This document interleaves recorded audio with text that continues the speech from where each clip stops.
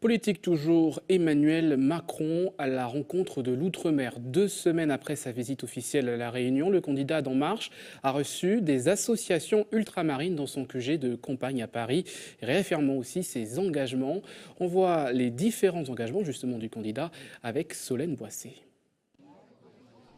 À ce stade des présidentielles, l'électorat ultramarin est important et il l'a bien compris.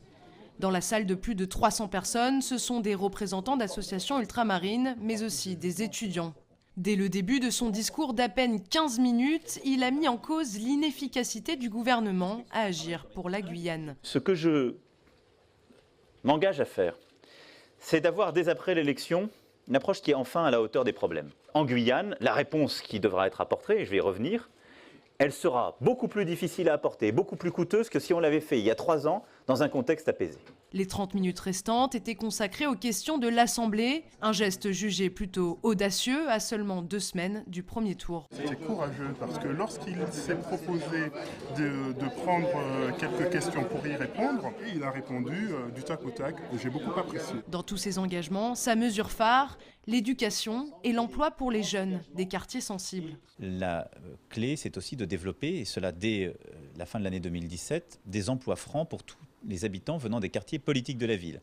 Et donc pour avoir des embauches plus faciles, il y aura pour tout CDI 15 000 € pendant 3 ans de baisse de charges pour accompagner ces emplois sur redémarrage. Lutte contre l'illettrisme, sécurité avec plus de gendarmes et un investissement économique plus important. Ces mesures semblent avoir conquis ses invités avec quelques réserves.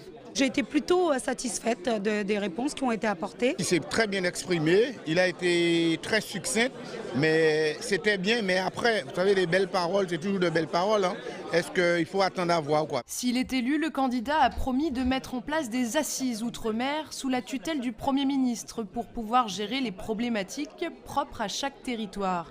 En tout cas, le temps des gaffes sur l'outre-mer semble bien loin derrière lui.